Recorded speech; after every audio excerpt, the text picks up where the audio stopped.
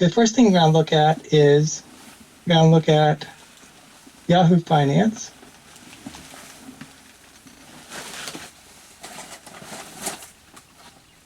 Okay, stock market is going mixed today. We had a good earnings report, a couple of good earnings reports this week. Amazon had a good earnings report, and we had some other earnings reports that were, like Google gave a good earnings report, but they didn't match some expectations in some cloud growth. So what's happening right now is the 7 big stocks, big tech stocks, Microsoft, Google, Amazon, Netflix, or Facebook, they're all carrying the market this year. And now that they've reported earnings, it wasn't basically blown out of the water good enough. And they're starting to go down. This is the first time this year that they went down, and that's making the rest of the market go down with it, it seems. So we usually have a seasonally good time of the a year right now, but we have a problem where we have interest rates going up. Interest rates right now, they've been going down this week.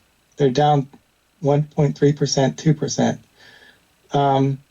But we're down 2% since last week. Last week we started the week with the S&P. Looking at our stochastics, we were overbought.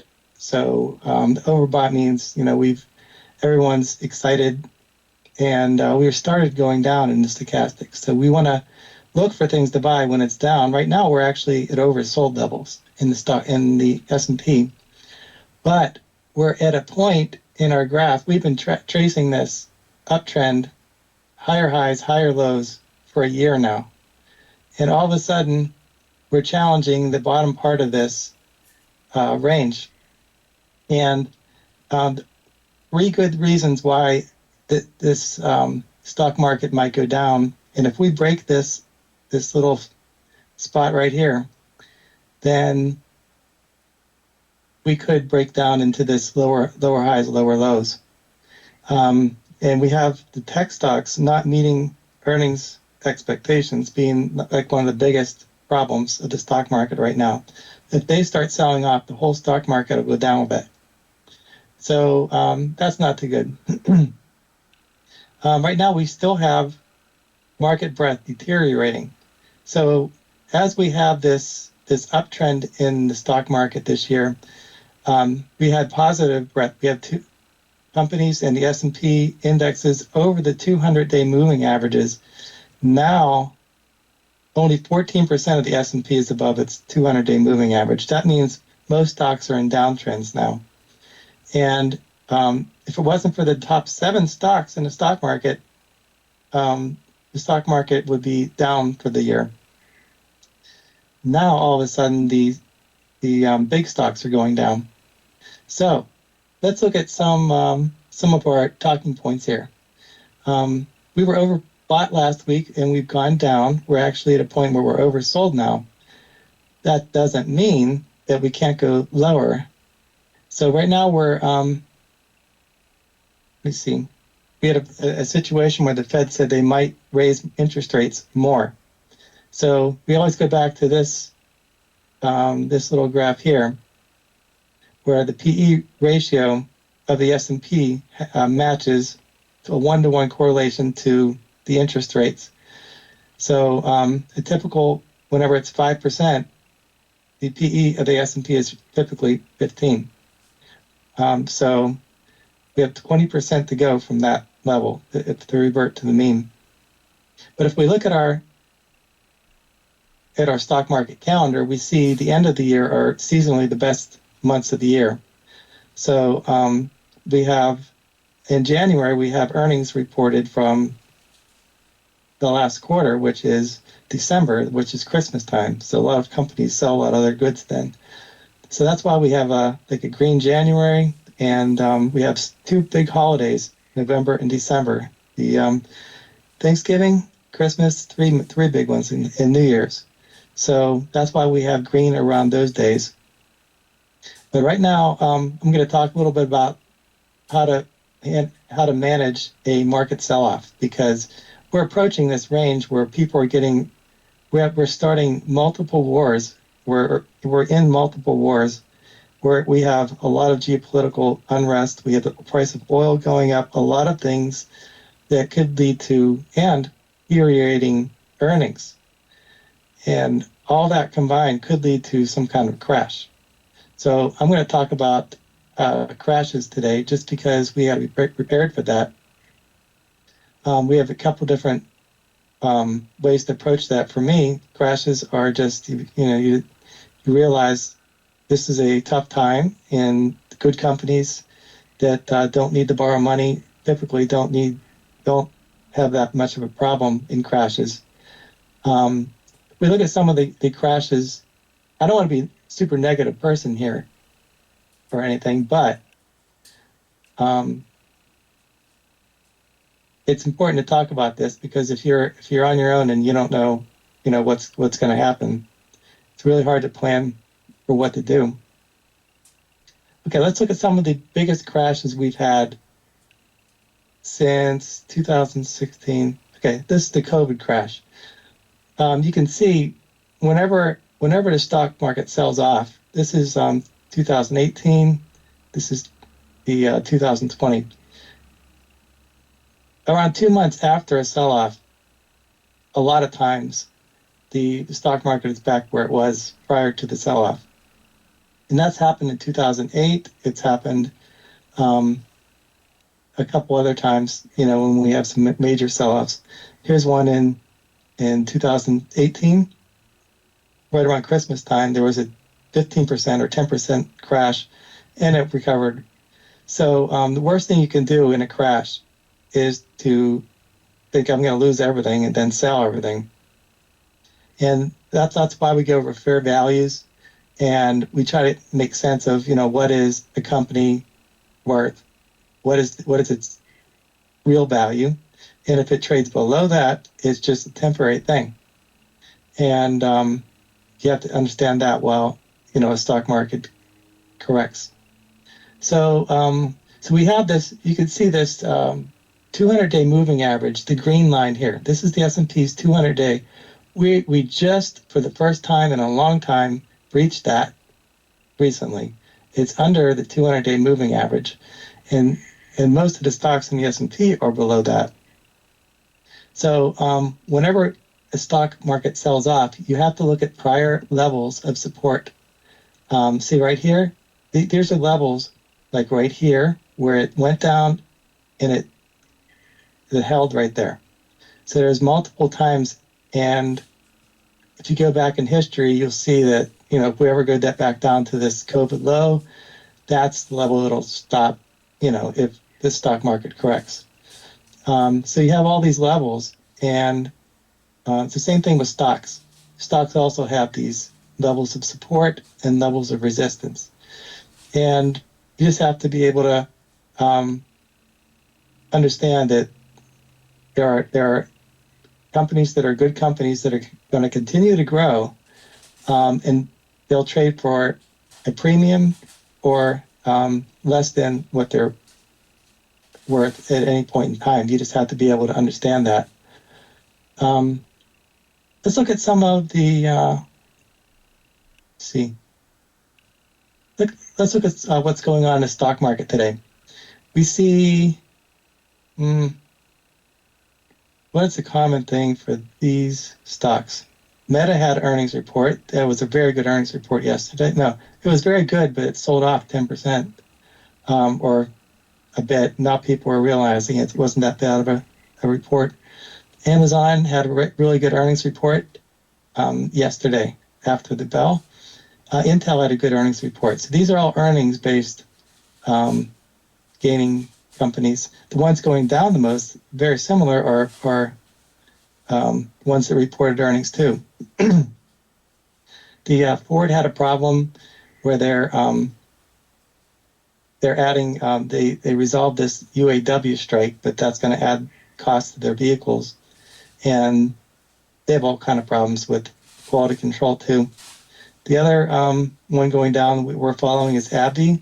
They they're losing some money to generic competitors for one of their drugs that lost patenting.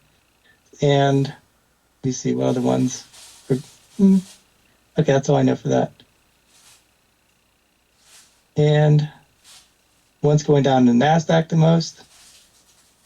Enphase, I don't know about that. Dexcom. There's a lot of drug companies in this top market movers now. It's more of a, these are all earnings based. They had good earnings reports. So that's a good understanding of what is going up and down in the stocks. Let's look at the sector watch. The ones going up and down. Energy is the worst performing. Utilities have been really going down this year a lot. It's usually a conservative sector, but now that there's 5% yielding safe alternatives, no one's going to want to put money into something that's only yielding 2 or 3%. And financials are down, probably because there was an article on the front page of Yahoo Finance about Jamie Dimon selling some of his shares for the first time. So he might be just trying to diversify, or he might be afraid that the stock is gonna go down. Let me see. Technology is up the most. That's probably because of earnings and consumer discretionary. All right, let's go to what we had on our talk today. Right. Okay, so we're beginning the best 3 months of the year if you add them up. October, November, December are typically the best performing, so we expect good things in a normal environment. Right now, we don't have a normal environment. We have a rising interest rate environment, and that means this might not apply. And if this worked every time, everyone would be a millionaire, but it doesn't. It didn't work in 2018, and you just have to this is just good for understanding having your emotions in check and being ready for a drop in September when it actually did work out that way this year. Okay, so let me see. Okay, so you can see the S&P. This is pretty important. Let's look at what the S&P is at today. It's down, it's at 410. So 410 is right at the bottom of this line. I mean, we couldn't get more on the baseline of this long-term trend up. And we could go down here, lower highs, lower lows, as everyone follows the S&P, or we can continue to highs and finish out the year doing higher highs and higher lows. So it all depends what happens in the next week, whether we break through that or not. So we are oversold. So if we look at our stochastics, just last week we were right here overbought, and now we're down 2%. We're oversold. So there's if it's a normal market without raising interest rates and crazy things happening in the world, we'll be probably going up here next, but we don't know what's going on. All right. So let's review some of the major parts of the stock market, the variables that go into the price of stocks. The price of oil is down 6%. Let me see. Why would it be down 6%? I'm not sure. There's supply and demand that you have to think about. Right now, inflation is still around 3.7%, and the dollar is unchanged. So we like it either unchanged or going down for stocks to go up. But it's been going up in a straight line recently. Gold is unchanged too. So let's look at some more. Okay, fear and greed. We're getting, last week it was fear 29. We're still fearful. And whenever, we haven't been, as long as I've been doing this, we haven't been through a sell-off yet where, everything is going down regardless of what stock it is. And that will be extreme fear we're not there yet. but people are definitely fearful in this market right now. You can see the dollar is going up. It's in an uptrend, and as that goes up, that causes problems for companies that do business overseas, especially the big tech companies. Okay, the VIX is unchanged from last week, so we're still kind of complacent. We're not truly scared and fearful, super fearful yet. But when it gets up to 30, then people start selling randomly, and that's when you get the baby thrown out with the bathwater. Let's look at some of our issues that could cause a crash, and it's always good to keep these in mind because there are hints. And right now, the issues, we see real estate, that's still in the news every day. They're having more and more problems. China real estate, banks that funded bankrupt companies from in real estate. We still have a problem right now with the U.S. debt. That's one of the biggest problems for the stock market and the stability of America in general, because the Chinese, there's a lot of foreign countries that are dumping the United States debt. Just think of whenever Russia held money in American funds, and the United States froze their funds whenever they tried to invade a country.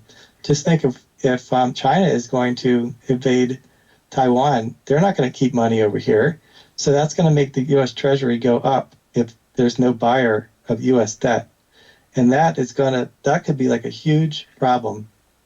And there are charts that I've seen that say the amount held by Chinese, debt of U.S. debt held by Chinese is going down a lot.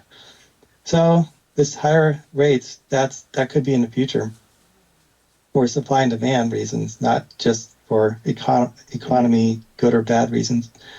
All right, so we see AI is still, this week we had a lot of companies that did AI report, and it didn't pop a bubble yet for AI. We still have problems with consumer debt. That's getting worse. And we haven't had real estate defaults yet. All right, but we do have another war, 2 wars going on at once that could overextend how much America spends, and that could lead to bigger problems with managing our debt and treasury rates. So those are the biggest problems, and if we don't resolve some of these, then the markets could go down. And we're not there yet, but it could be capitulation. We have a lot of these unknowns. These are unknowns, and as soon as these get resolved in some way, like the rates of treasuries start going down, or we stop getting into wars, and some of these wars resolve. Until that happens, we're going to be on the edge, and you don't pay as much for stocks whenever there's uncertainty. Okay, so we already went through this. We know that we're super elevated right now with the price of stocks. We're 15 to 20% above the average. So it's normal for a stock market to correct 20% from here to get back to the average over the last 100 years. All right, so let's look at some of the charts from this week. Look at Google. They actually reported inline earnings this week, but they dropped like 10%. And they dropped out of this wonderful uptrend that's been in existence since last year at this time. So that's a major issue, because that's one of the generals of the stock market, kind of going down. And once one of them goes down, then who's going to want to pay up for other big tech stocks? And right now, Amazon, Microsoft, Apple, Google, they're all holding up the market. But if they start going, losing momentum, then the market might lose momentum too. But the earnings were pretty decent. You see, they're just about oversold. Almost every stock that we're following is just about oversold. We have a similar chart for Apple. We noticed that Apple broke out of its long-term uptrend right here, and it's starting this sideways pattern downwards. So that's very important to know. It's still overvalued. It's 3 times overvalued compared to its growth rate. I'm starting to do this every week to go over some of the mutual fund holdings of some mutual funds. And these are ones that are performing well recently. And I thought it'd be interesting to see what are the top 10 of these mutual funds. Okay, one is the BNY Mellon Large Cap Securities. So they have to choose from market caps of over 25 billion maybe. But they chose a lot of the ones we're following. They have Microsoft, Apple, NVIDIA, Google, Amazon, and they also have Eli Lilly. This is starting to pop up in a lot of mutual funds. Boston Scientific, that's new to what we're watching, AbbVie, and JP Morgan. So far this year, they're up 14%. They've been up 55 out of 16, about 55 years up, 16 down. So that's not bad. And the 5-year average return is around 13%. So I've been looking at a lot of mutual funds just to see what's changed and what hasn't. We're starting with these ones because they're listed as some of the best mutual funds so far this year. And let's look at the ones for Delaware Ivy Large Cap Growth. Microsoft, Apple, Visa, Amazon, Alphabet, NVIDIA, a lot of the same ones. And VeriSign, that's interesting. That's new to a large cap top holding. CoStar Group, United Health Group, and Motorola Solutions. So these last ones here are kind of ones that aren't held by other mutual funds. Okay, so I was reading an article. Jim Cramer is he's really good at knowing what to do on stock market corrections, because I followed him in the pandemic, and I followed him at other times when there were corrections. And he basically says you gotta look for stocks that are resilient and stocks that are that have a moat and that will still do good even when the rest of the market is going down. So these are examples in his mind of babies that could be thrown out with the bathwater. And we're going to go over each of these because I'm thinking, it's kind of dicey with the state of the stock market right now. I mean, we're right before the end of the year, which is usually a rally, but people are, there's a lot of weird things happening right now, like the war and interest rates, and it's all things that could build to, a crescendo. He calls it a crescendo of selling. So you got to be ready for that. And you can't, the worst thing you can do is just, sell everything when the stock market's going down. But he's saying that you got to keep your eyes on some stocks that are quality that will be able to bounce back fast whenever the market goes back to normal.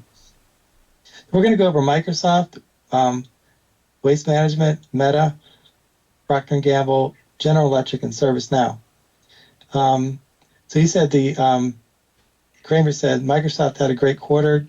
They reported this week, and they have AI and cloud momentum. And you have to keep these things in mind. If it's selling off 10% with the stock market, it's still going to have these qualities and moats, and they have a monopoly in Windows and Office, and that's not going away if the stock market sells off.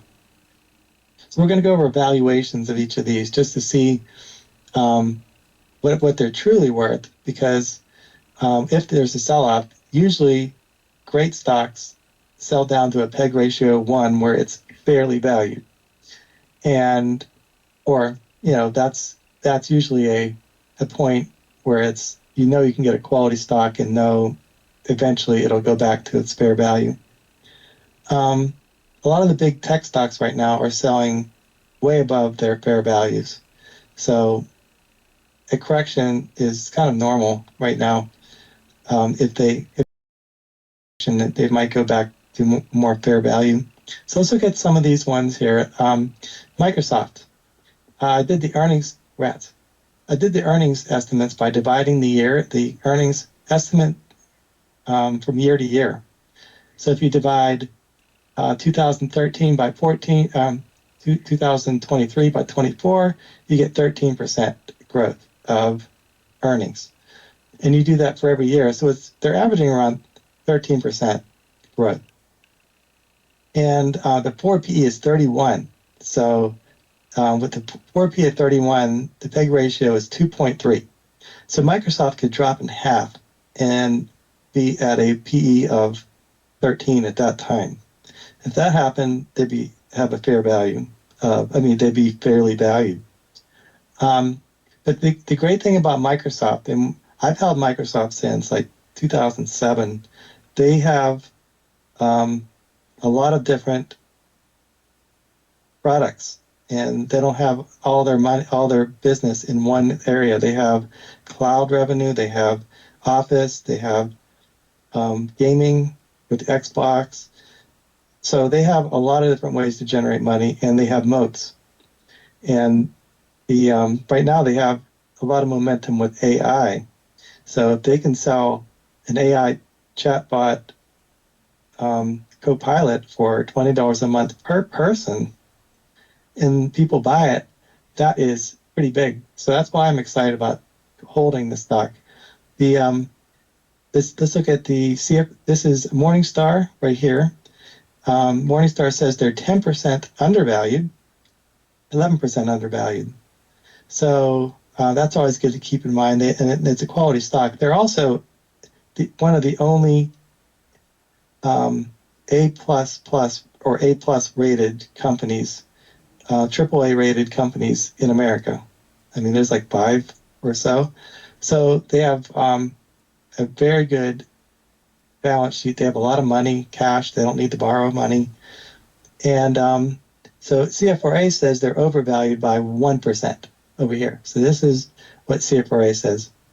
So that's great. So we know that if we buy Microsoft now, at least they think it's a fair value. You have to realize that because of the consistency of the earnings. Look at this. Look at these earnings. They're going up in a straight line. It's really hard for companies to pick companies that go up in a straight line like that. Because, if we look at a stock like Boeing, they have like negative years and positive years, negative years, because of their product life cycle. But Microsoft always has money coming in. So that's why, I guess, Morningstar, even though they have a PEG ratio of 2.3, that's 2.3 times overvalued, they say that, it's worth it because of the consistency of the earnings. And even if we did drop, let's say we had a market crash based on, interest rates. Let's say interest rates went up 1% in a week because China sold all of its treasuries. Something like that happened. That would affect Microsoft. Maybe companies wouldn't. I don't know. They're not really. The overall economy affects Microsoft because the people don't buy as much computers and they don't buy as much backup solutions for their OneDrive at home or something like that. But a lot of the business customers are going to still buy their products regardless. So they're still going to do good in a market sell-off. That was Jim Cramer's, I guess. That kind of confirms Jim Cramer's idea of why Microsoft would be a good stock to buy in a sell-off. Let's look at Meta. Meta also has AI as one of their tailwinds. They're investing in AI and they're investing in their advertising. Right now they're growing around 17% if you average their years of growth. And their PE is 25. So this is probably one of the most reasonably priced mega caps we're following. Their PEG ratio is 1.47. So you can see that their earnings are less robust than Microsoft, which that'll lead it to be a little bit more volatile. But they're still growing at a 13% clip per year, 15%. That's pretty good for a consistent buy and hold company. CFRA says that, let me see, they didn't give a fair value for that Meta, but they said they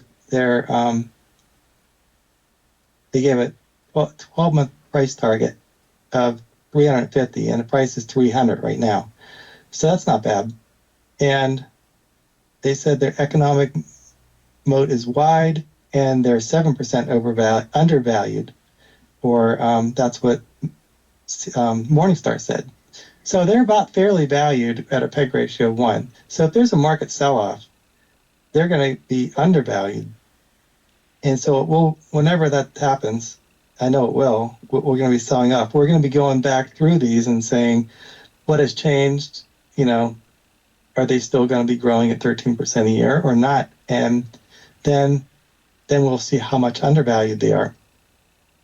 Okay, waste management. Okay, this company is there's a duopoly for waste collection in America. There's Republic Services and Waste Management, and they grow with the economy. So as the economy grows, there's more houses built, there are more cases for waste, and as there are projects in the government, being construction oriented, that adds to waste.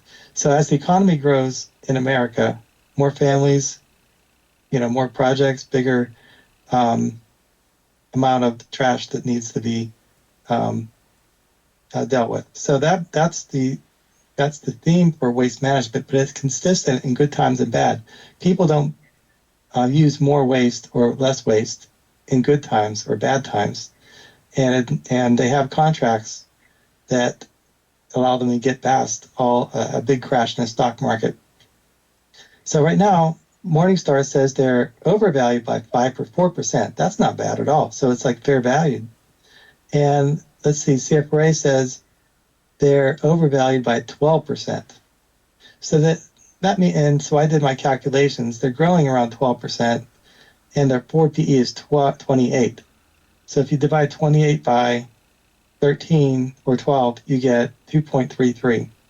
And you can see their earnings are very much like Microsoft, where they're even in the worst of the pandemic, they still have the same amount of business because people don't stop their trash collection because of a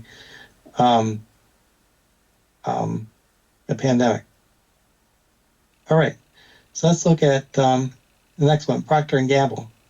Oh, I forgot to say, waste management. Some of the catalysts for it to go up. I forgot to say catalysts. Catalysts for waste management to go up. They're actually one of the largest energy producer from their landfills.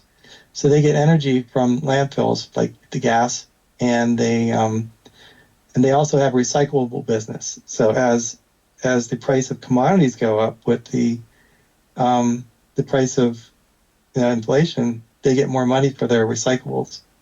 So that is all, and they're automating things too. So the more you automate, the more money you make, and that improves the profits. Okay, let's look at the Procter & Gamble. This is another one of my favorite stocks because they make Tide, they make Dove, a lot of the home products that you get that are luxury brands, and they're only growing around 8%. If you go through all the years, what they're growing, their earnings growth. Their theme, my theme for owning them is they're reducing the number of products that they sell by spinning or selling. They sold Revlon, a couple other companies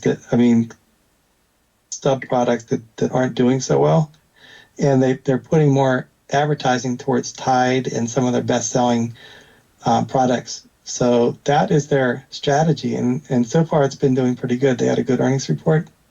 So their forward PE is 24, and they're growing at 8%. So this, for me, this is a dividend stock. It pays like a 3 or 4% dividend. So it's one that's going to grow around 8% a year and have a 3% dividend. So you have a total return of 11%. So this is one of my biggest, my favorite long-term holds for a dividend stock. But Jim Cramer is saying that, when the stock market sells off, Procter & Gamble is going to go with the stock market regardless of, how stable their earnings are over time. So let's look at GE. GE did a big spinoff. I think it was last year or the year before, I forget when. They basically split into several different companies, and the company that was the business product that was left with GE is aerospace. So they do a lot of engines for aircraft. And I said, well, it'll be interesting to go back and look at GE after maybe all the light bulb part of their business is gone, and all that imaging company. So right now it's pretty interesting. You can see that their earnings are vary from quarter to quarter. So you can see it's not like Microsoft, where Microsoft has solid bars across. Well, they have very consistent earnings. Whenever you're looking at the earnings from year to year, you have to look at quarter over quarter. So you can see this quarter over this quarter, they're actually they were not growing from this quarter to this quarter, but from quarter one of last year to quarter one of this year, they're growing a little bit. So you have to do quarter over quarter. See, if you look at quarter four over quarter four, then you'll see that they have a certain amount of growth. Let's look at the annual earnings and estimates for this. It's 44%, 23%, 13%. So let's say they're growing around 31%, and their PE is only 12. That is one of the lowest PEs that I've seen in a long time. So the PEG ratio is 0.38. That's like 1/3 undervalued. So they have a pretty consistent amount of, I guess, in this airplane servicing business. I don't know anything about this. It would have been fun to buy this before it split and then watch it, but I don't know enough about this industry to say if they have a moat or not. Okay, so this is ServiceNow. This is this is the last of Cramer's stocks that you look at whenever the stock market is crashing. According to these earnings estimates, they're growing at 18% a year, and their forward PE is 70. So this is an example of a stock that, in a correction, it would go down like a third. It would go down over half. If you divide 70 by 18, you'll get 3.8. So that means you divide the current price by 3.8, and that's the fair value of the stock.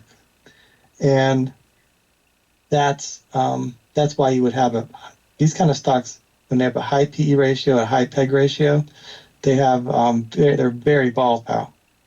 And you just have to keep in mind, this is amazing, this growth right here. Look at the straight line. It starts with $1.17, and their earnings are like growing very consistently quarter over quarter. You don't see that every day. But one thing you do see is the stock price, which is behind it. You can see it goes up and down, even though the earnings estimates aren't changing and they're going up. This is an example of stock that, when the market sell off, it would tank like 1/4 of what it's trading at. Maybe the COVID lows.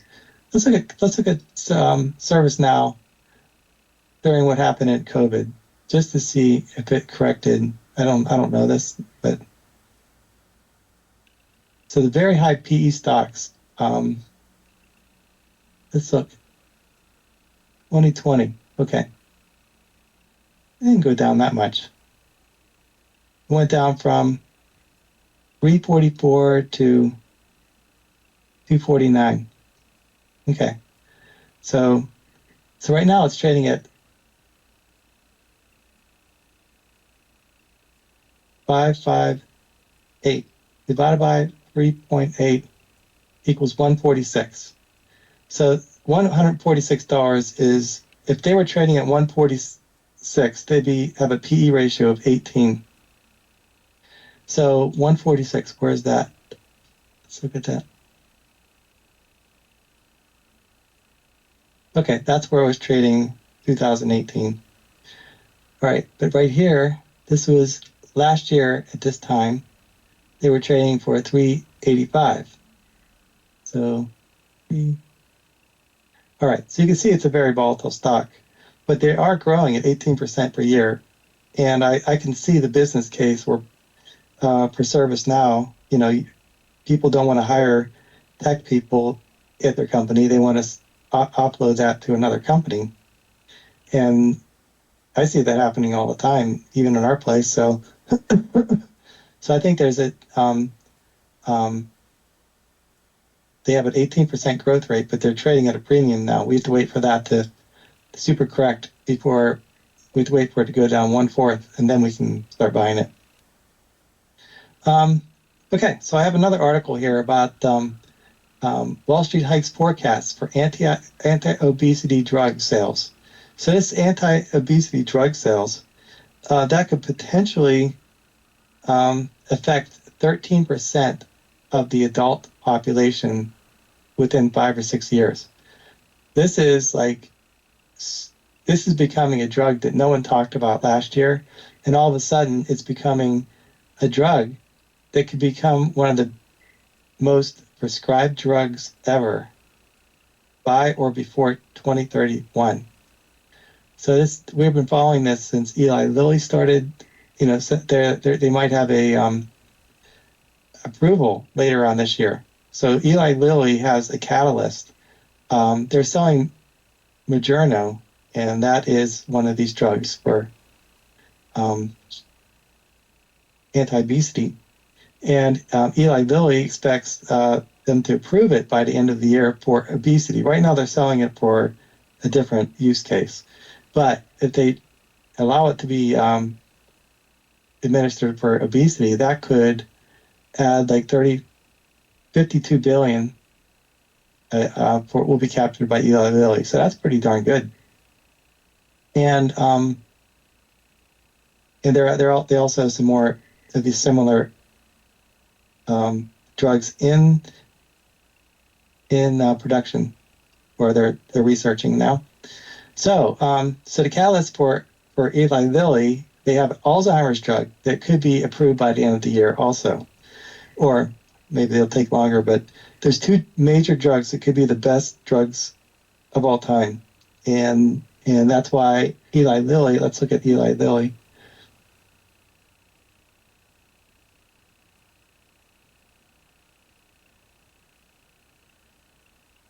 Okay. Look at this. Okay, since last year, since March of this year, it's like doubled, I guess, on that news, because everyone's excited about that. So what I did was I thought it'd be interesting to look at the earnings estimates, because it keeps changing for Eli Lilly. If you go year over year, you see that they're from this year to next year, their earnings estimates are going up 47%. So they're still they're growing around 35% right now, and the forward PE is 44. So they're growing into their valuation. We were looking at this like 2 or 3 months ago. It was like 3 times overvalued. And now it's turning out to be their earnings are allowing them to be more fairly valued as they get better with their earnings estimates. So that's interesting. Okay. So I thought it'd be interesting to go through. We haven't been through a market crash yet, but when it does happen, we have to keep some things in mind. If the market event crashes, if the market event happens, and you have to figure out how does this affect your position on a 1 to 10 year basis. I think we went over that with some examples like Microsoft and ServiceNow, and how does that market crash? It really doesn't affect the demand for the products. The businesses are 60% or more of Microsoft's revenue. So their business, unless it's a COVID lockdown, we're not going to stop paying for our licenses for Microsoft products or our cloud usage. Look at the net asset values of ETFs. So whenever there's a sell-off, let's look at the S&P. Whenever there's a sell-off, you have ETFs. They usually trade for a premium or a discount at any point in time, especially closed-end funds. Whenever there's a run for the exits, there are, let's say, a closed-end fund. An example, we look at mutual funds every day, and they hold a bunch of stocks. They're worth like $10 million if you add them up and say this is how much they're really worth. But whenever there's a market sell-off, there's an unnatural reduction in the price of that ETF, leading to a discount in the price. So, for instance, in COVID times, you would have a ETF. There was a closed-end fund that, let's say its fair value was 30. It would be trading at like 15 because so many people wanted to get out of it. And so you have to look at, it's called net asset value of, the ETF or the fund that you're looking at.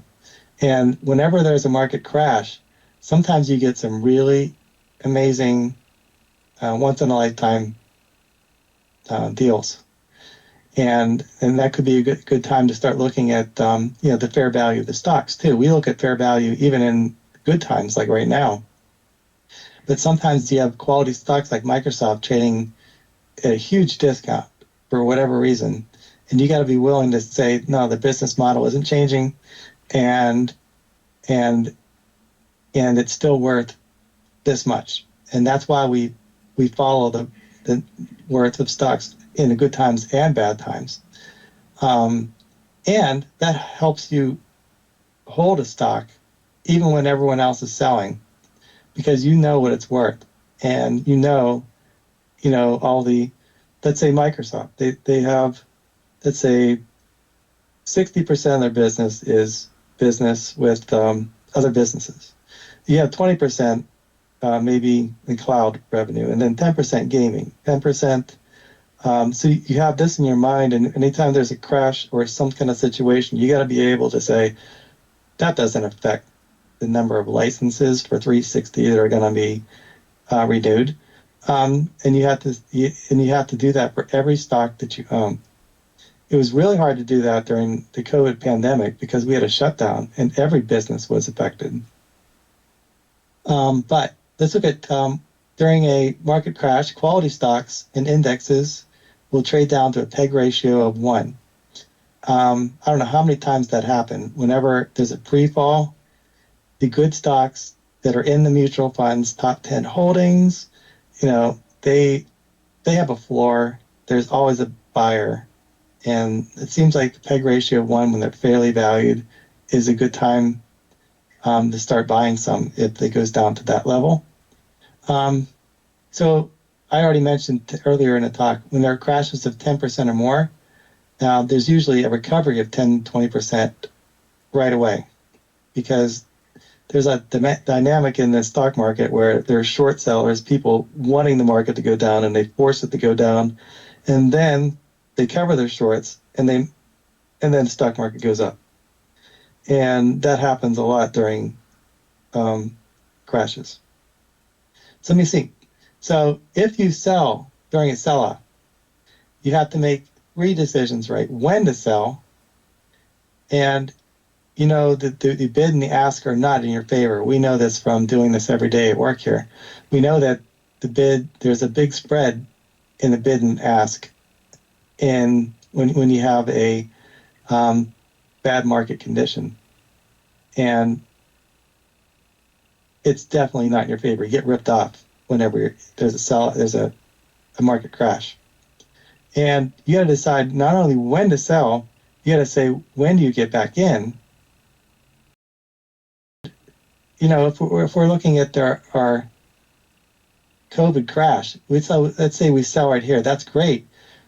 You didn't get this 10% correction right here, but when do you get back in? That's almost impossible to time.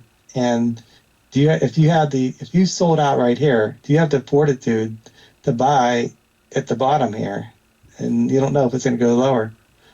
So the other thing is what do you replace that investment with? And it has to be better than what you just sold. And on top of that, you have to worry about if you lost money on this transaction, then you can't buy it back for 30 days because of a wash rule. So it gets really, the lesson of all this is it's better just to hold a stock. If you've committed to buying it and you thought it was a good stock, it's better just to hold it and review the fundamentals and know it's going to be a painful time and it'll eventually go back to its fair value or it'll eventually grow again. And you see, so you have to make up for capital gains. If you sell something at a gain and you get back in, you have to pay capital gains on what you sold if you sold it at a profit. Then you lose another 20% if you get back in. So all in all, it's really good to review this because it's not in your best interest usually to sell in panic mode during a sell-off. You see. Right. So let's go over one more thing here. Hold on. We always look at the current events. And okay, so it looks like, all right, looks like the stock market had a rally yesterday based on some good earnings. Today we started with Amazon. They had really good earnings. They're actually, the interesting thing about Microsoft and Amazon is their stocks are, and Google, their stocks are very highly going up and down based on their cloud usage. So Google, their stock went down, even though they had a great earnings report, they went down because of their cloud growth wasn't as good enough. And Amazon, Microsoft had really good cloud growth, and Amazon had decent cloud growth too. But now it seems as though what's happening is, even though Google met their expectations, the stock market's selling off. So all these combined, it seems as though good news, if the market is selling on good news, then what's going to make the stock market go up? I don't know. It just looks like to me that we're kind of in a downward. Whenever you sell on good news, that's not a good indication we're going to continue an uptrend. Because normally that would make stocks go up. But that's why I wanted to review today, what to do whenever the stock market is going down. And okay, we'll review one more time. This is just a little. I tried to understand how Warren Buffett buys stocks. I read a lot of articles on how he invests. He doesn't like debt. He likes return on equity, profit margin, and market cap, and he likes big companies. Profit margin greater than 12. Growth rate, it's growing around 10% or more. But if it has a moat and it's growing at 5% with a yield, he likes those too. We like to keep our PEG ratio around 1 if possible, and we like to have a high free cash flow and little or no debt and transparent and predictable growth streams and good management. It's always good to review those things. And you can find all these on Yahoo Finance. I gave a little link right here in the notes. We look at the market cap, the forward PE, the PEG ratio, the profit margin. They're all there. All there. Almost all the stocks we're following have, that meet this criterion. And the way I invest is I try to keep an eye on these things. And if any of them start deteriorating, and if you have a growth rate that isn't 10 anymore or more, then you got to maybe rotate out of it or consider selling it if it's not going to be consistent over time anymore. Let me see. All right. Well, I think let me see. I think that's about it for today. Thank you very much for attending, and I hope you have a good weekend. Thank you, Greg. Thank you. All right. Have a good weekend. Thanks. Bye. Okay.